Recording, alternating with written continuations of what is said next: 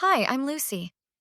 3 years ago, I had what everyone called the perfect life great job as a marketing executive, gorgeous two-story house in the suburbs, and a husband who supposedly adored me.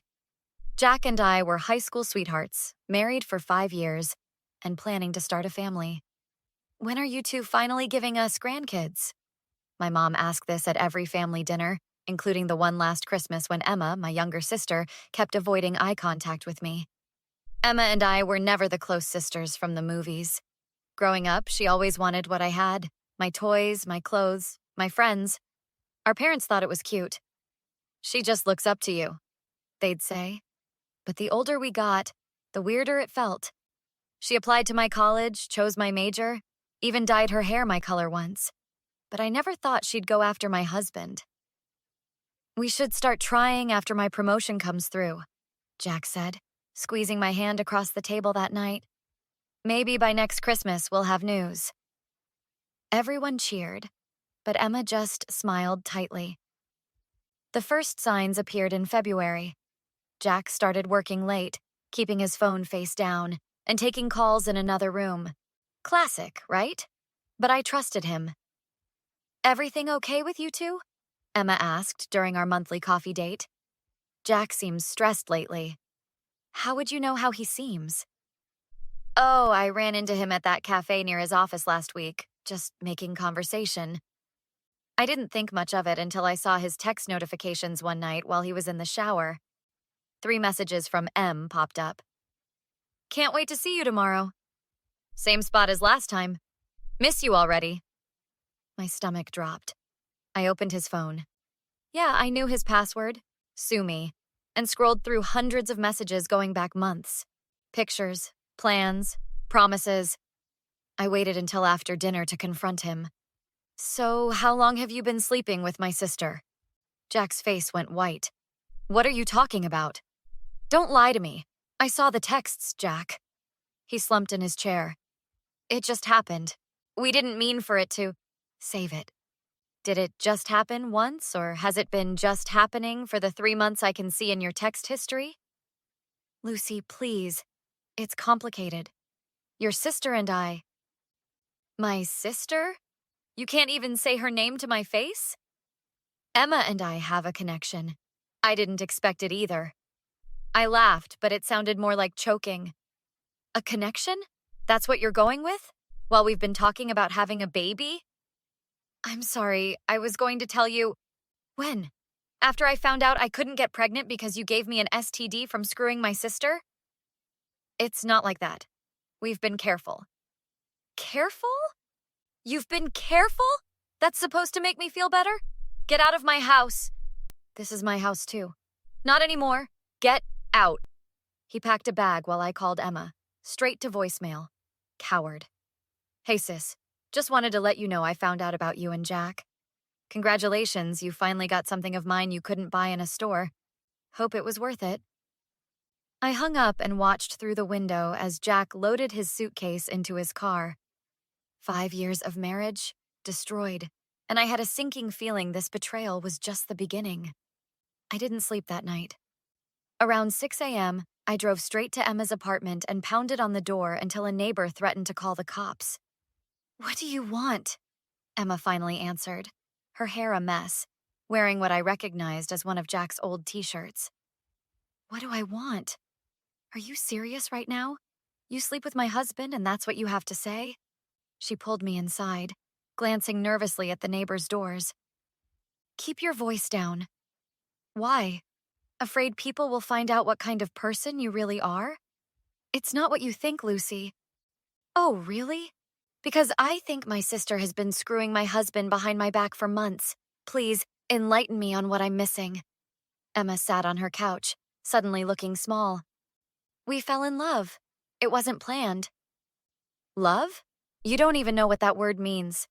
You've wanted everything I have since we were kids. This is just your most desperate move yet. That's not fair. What Jack and I have is real. And now, something in her pause made my stomach clench. Now what? I'm pregnant. The room started spinning. I grabbed her coffee table to steady myself. You're lying. She reached for something in a drawer and handed me a sonogram. 8 weeks, it said. Does he know? I told him last week. He's happy, Lucy. We both are. I tore the sonogram in half and threw it at her. Congratulations. Hope it was worth destroying your sister's life. I drove straight to my parents' house, still in yesterday's clothes, makeup smeared from crying. I needed them on my side, just this once.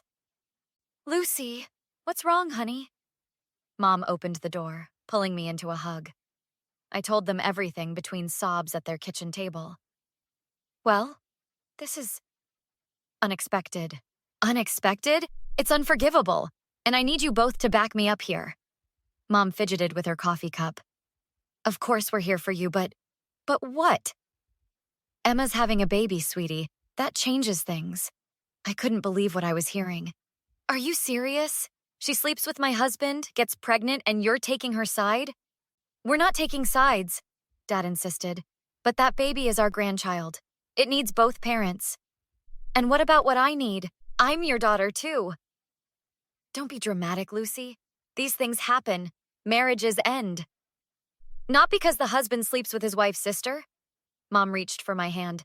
Jack and Emma made a mistake, but now there's an innocent child involved. You need to be mature about this. Mature? They betrayed me in the worst possible way, and you want me to just get over it? Family is family, Dad said firmly. We all need to make peace with this situation. I pulled my hand away from Mom's. So this is how it's going to be? Emma does whatever she wants, and you two enable her like always? That's not fair, Lucy. No, what's not fair is expecting me to play happy family with the two people who stabbed me in the back. I stood up, grabbing my purse. When Emma inevitably screws this up too, don't come crying to me. Where are you going? Mom called after me. Away from all of you. Maybe for good this time. As I drove away, I realized I'd never really had a family.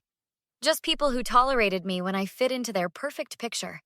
Well, their picture was about to get a lot smaller. 3 weeks after I walked out of my parents' house, Emma and Jack made their relationship Facebook official. My phone exploded with texts from concerned friends, but the family acted like I was the problem for not accepting their new reality. Lucy, it's Mom. We're having a barbecue next Sunday for your father's birthday. Everyone will be there, including Emma and Jack. It would mean so much to your father if you came. So I'm supposed to watch them play Happy Family in Dad's backyard? Pass. This grudge isn't healthy, sweetie. At some point, you need to move on. It's been a month, Mom. Not exactly unreasonable to still be upset. Your sister is having a difficult pregnancy. The stress of this family conflict isn't good for the baby. I hung up, but the guilt trip worked. I showed up at the barbecue, where Jack and Emma sat holding hands, her tiny baby bump on display. Look who decided to join us, Dad announced when I arrived, like I was the prodigal daughter. Aunt Cindy hugged me too tight. So brave of you to come, honey. Such a mature decision.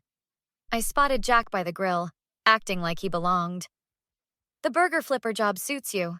Good career pivot. Can we not do this today? He lowered his voice. Everyone's trying to have a nice time. Everyone except the person whose life you destroyed? Emma waddled over. Lucy, can we talk privately? In the kitchen, she handed me a sonogram. We're having a girl. I'd like you to be part of her life. You want me to be what? Auntie Lucy who watches her niece call her ex-husband Daddy? Hard pass. Why can't you understand that what Jack and I have is real? What you have is my leftovers. Mom rushed in. Girls, please. Emma, think of the baby. Lucy, why must you make everything so difficult? I left the party early and cried in my car until a tap on my window startled me. A woman from the coffee shop across the street handed me a tissue. Bad day? She asked. Bad year? Olivia became my first real friend after the implosion. She listened without judgment as I vented over countless coffee dates. One day, she suggested something that changed everything. You should document all this. Every manipulative text, every gaslighting comment. I started a journal, recording every instance my family dismissed my feelings or rewrote history. The evidence was staggering. 2 months later, at a work event, I met Marcus. He was the company's new legal counsel with kind eyes and zero drama. "So, your ex married your sister and your parents took their side? That's not normal, you know that, right?" "According to them, I'm being childish for not getting over it. That's called gaslighting. You're allowed to have boundaries, Lucy." Hearing someone validate my feelings made something click. I wasn't crazy for being hurt. They were crazy for expecting me to accept it.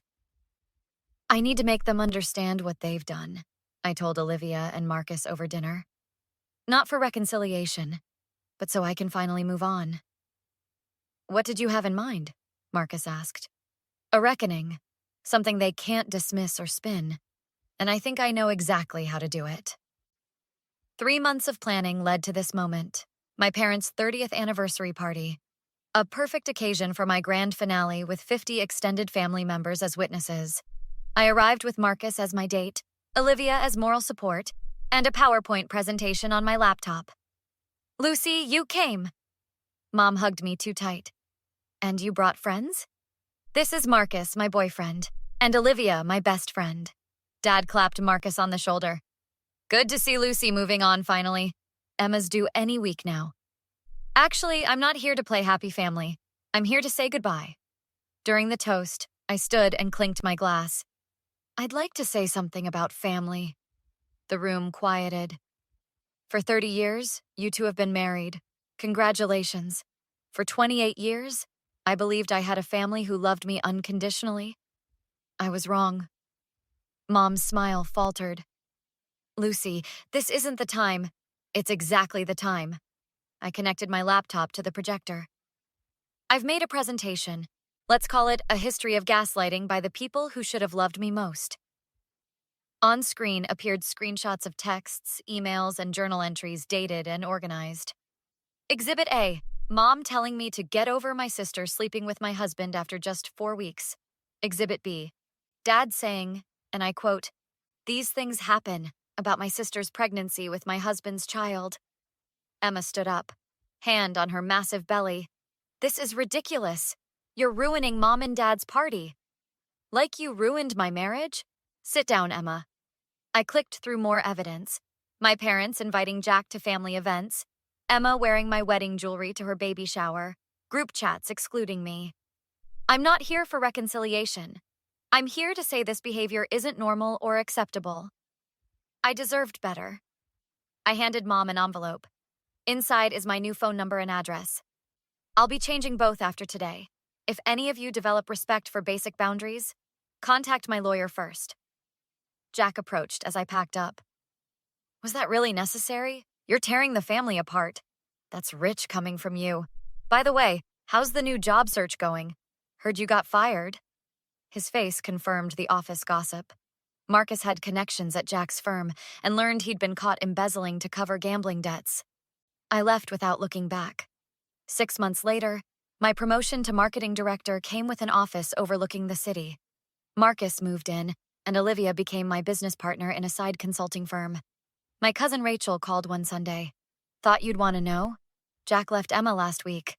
Turns out he was cheating again, and your parents' investment in his startup is gone." "How's Emma handling single motherhood?"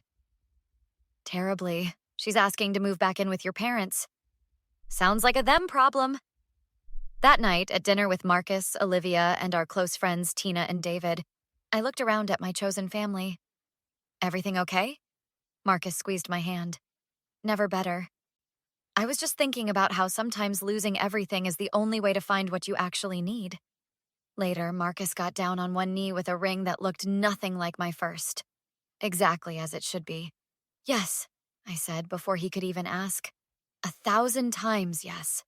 My real family cheered, and I finally felt whole. Not despite cutting out the toxic people, but because of it.